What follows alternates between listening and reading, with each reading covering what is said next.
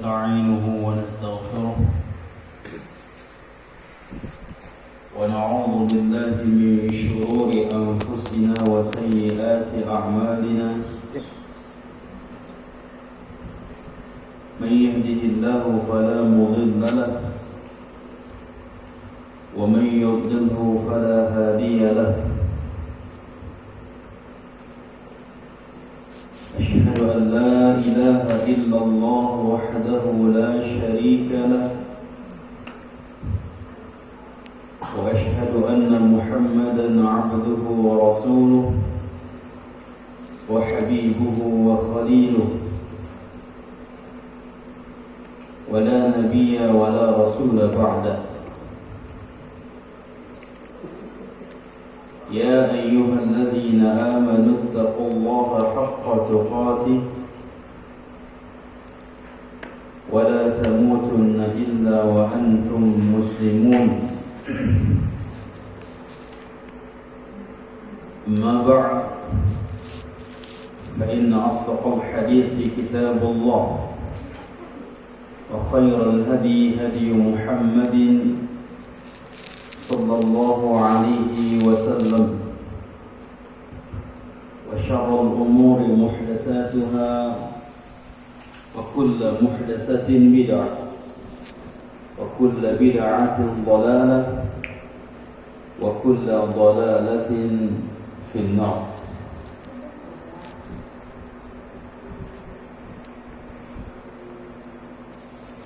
أحبتي في الله رحمني ورحمكم الله. Alhamdulillah, kita bersyukur kepada Allah Subhanahu wa ta'ala yang kembali Allah kumpulkan kita di dalam majlis yang mulia ini, yaitu majlis ilmu, majlis yang membahas dari dua sumber, Al-Quran dan hadis, yang itu merupakan sumber agama kita Islam.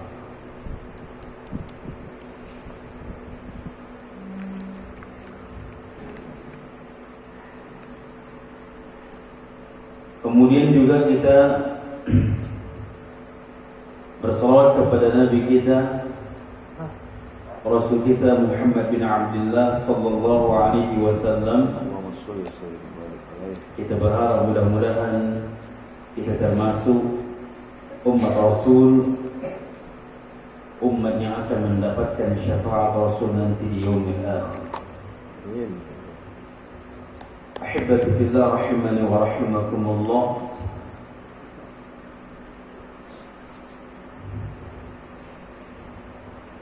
Kita melanjutkan kajian kitab Tauhid, yaitu pembahasan tentang kitab Tauhid, yang kita masuk kepada bab minasyirki lubusul halaqah wal khayti wa nahwihima لرفع البلاء أو دفعه.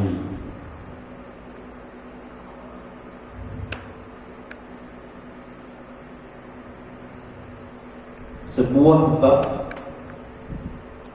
bagian dari syirik atau hukumnya syirik memakai gelang dan benang. Secara asal memakai gelang itu boleh atau tidak? Boleh. Kecuali laki-laki tidak boleh memakai gelang yang terbuat dari emas.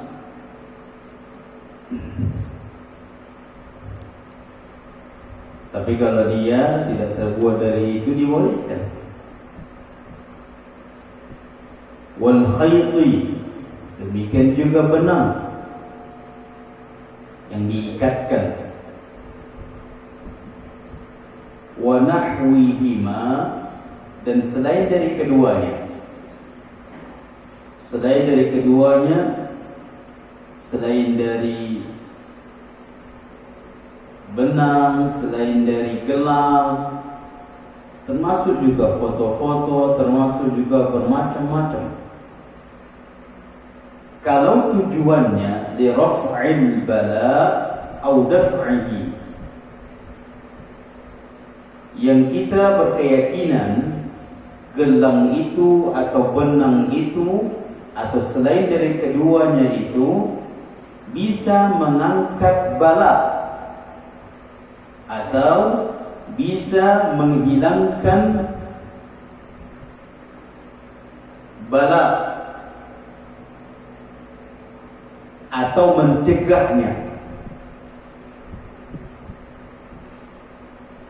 bisa mencegah dari penyakit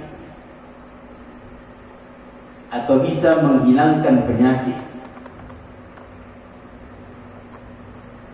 Kalau itu ada keyakinan, maka seluruh perkara-perkara yang ada keyakinan kita ke perkara tersebut, maka ini bagian dari syirik, bagian dari kesyirikan. Tergantung keyakinan dia terhadap gelang atau benang atau selain dari itu. Kalau gelang kan dipakai, benang juga dihukumi juga sama, entah itu disangkutkan, itu sama, atau dipasang, itu sama. Entah itu disangkutkan, dilengketkan di rumah-rumah, atau dipasang di rumah makan. Yang ini foto-foto wali fulan, bertujuan mengambil keberkahan di dalamnya padanya, atau mengundang rizki dengan menyangkutkan foto Syekh fulan. Ini semua hukumnya syirik, tidak boleh. Jadi bukan hanya memakai gelang saja, semua perkara yang semakna dengan itu, yang sama tujuannya atau anggapannya mencegah atau menghilangkan bala atau mencegahnya, maka ini tidak boleh. Ini bagian dari kesyirikan.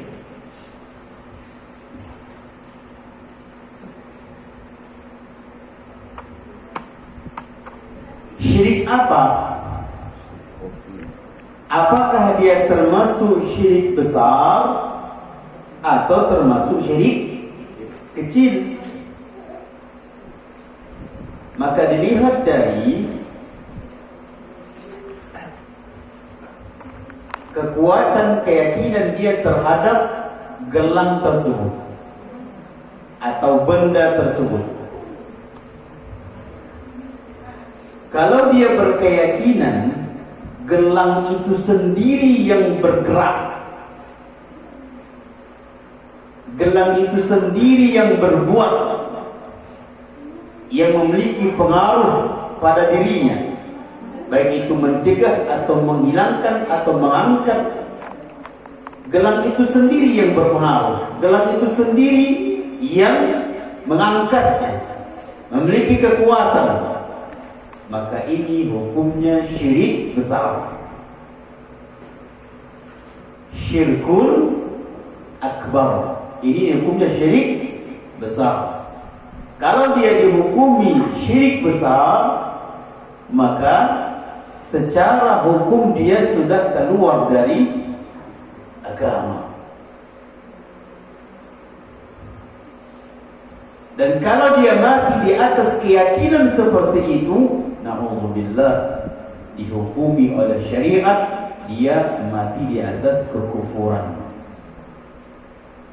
sehingga dibatalkan semua amal solehnya, tidak diampuni dosa-dosanya, diharamkan surga baginya, dikekalkan baginya neraka selama-lamanya. Alhamdulillah, hanya gara-gara keyakinan terhadap gelang. Makanya subhanallah jemaah, ini hati-hati. Apakah setiap orang yang memakai gelang di zaman kita ini keyakinannya seperti itu atau tidak? Belum tentu. Karena ada sebagian memakai gelang itu sebagai sebab. Sebagai sebab.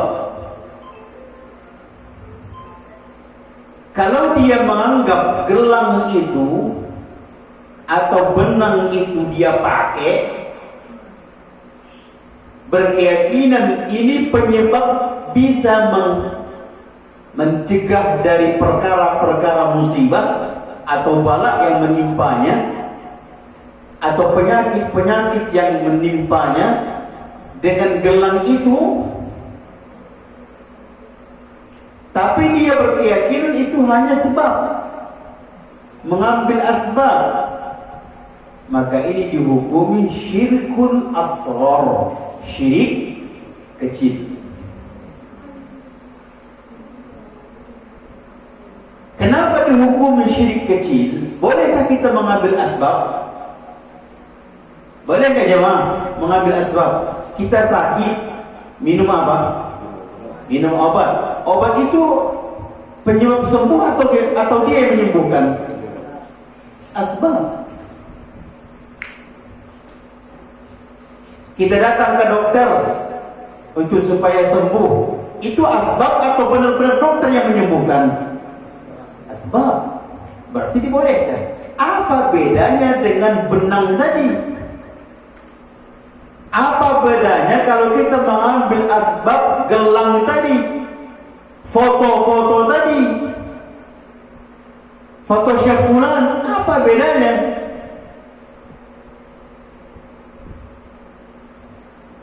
Bedanya karena itu di luar dari syariat. Maka jemaah, setiap asbab yang di luar dari dalil atau syariat, maka itu dihukumi tidak boleh.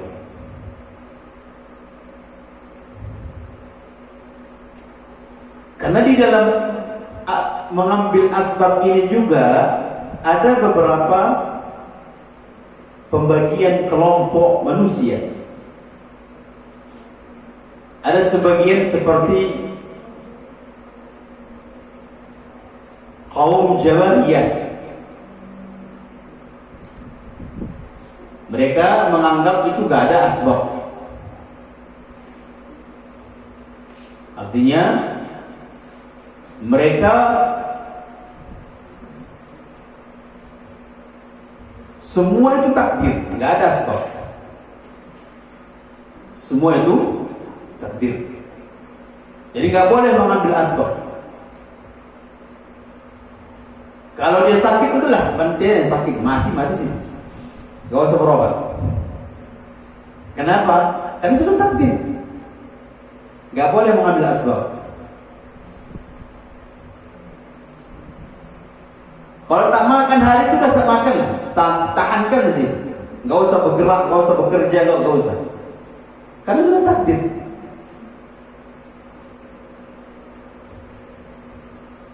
Ini boleh nggak ini, ikhwan?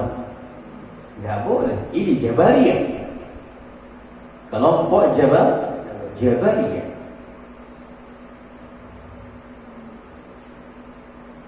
Terlalu ekstrim di dalam menilai asbab.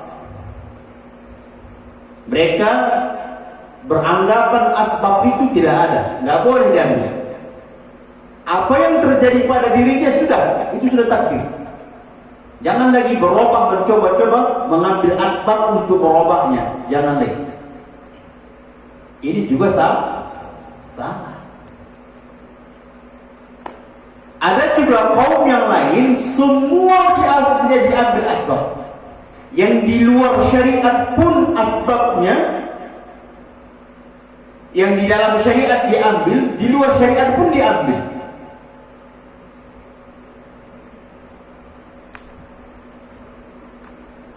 Seperti foto-foto tadi.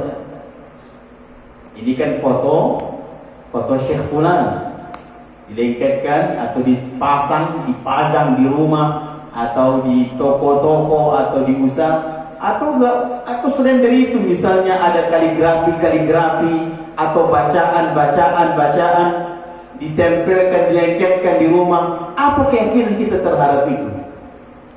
Ini semua tidak ada syariat membolehkan.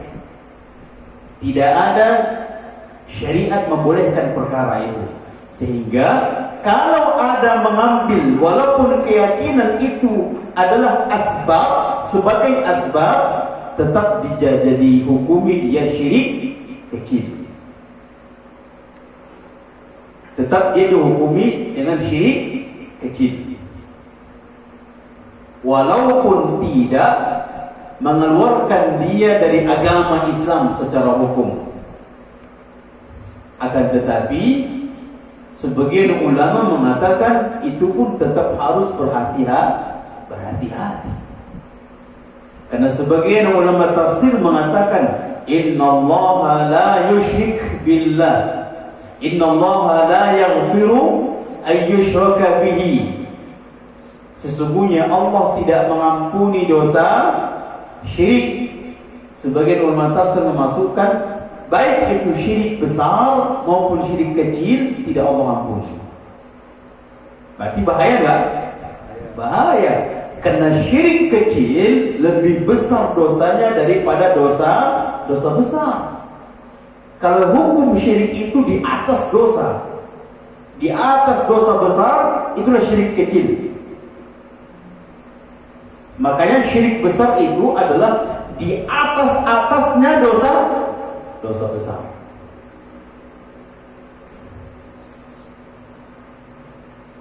Apa dosa yang paling besar? Di atasnya itu syirik.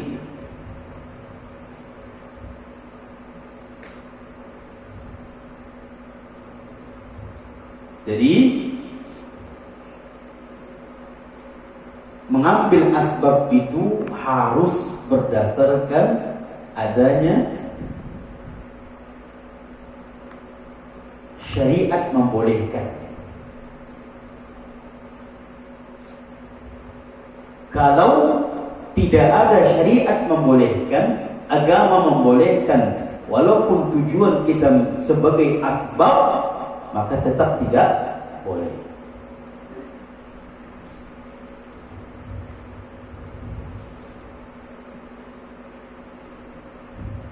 Beda dengan orang-orang yang sebagian manusia terlalu berlebihan di dalam pengambilan asbab.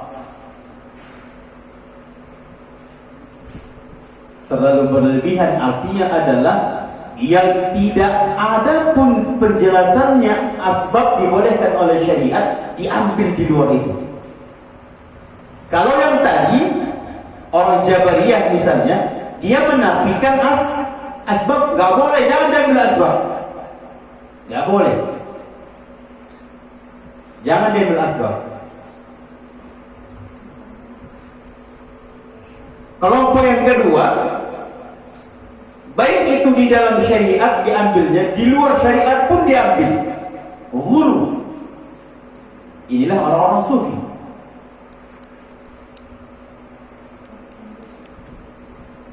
Meminum bekas dari guru, asbab berkah. Asbab, mengambil asbab atau mengambil sebab untuk mendatangkan keberkahan. Ada di dalam syariat? Tidak ada. Tapi mereka hukumi itu adalah penyebab. Yang mereka katakan di situ ada berkah, padahal syariat mengatakan tidak ada keberkahan.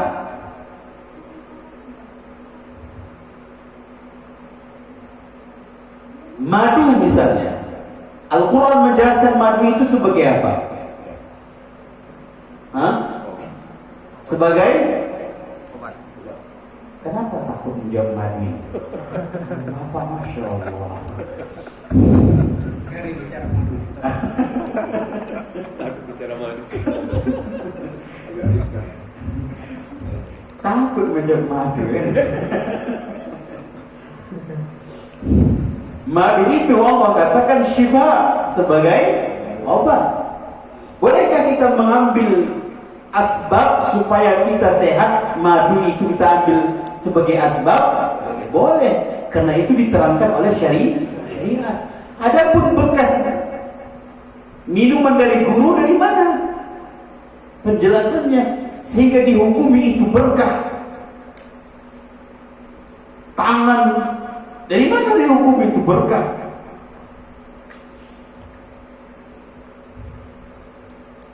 Al-Quran juga dikatakan sebagai syifa, obat hati. Pada tatkala hati yang rusak, hatinya apa obatnya? Al-Quran. Tak usah jauh-jauh, Al-Quran obat.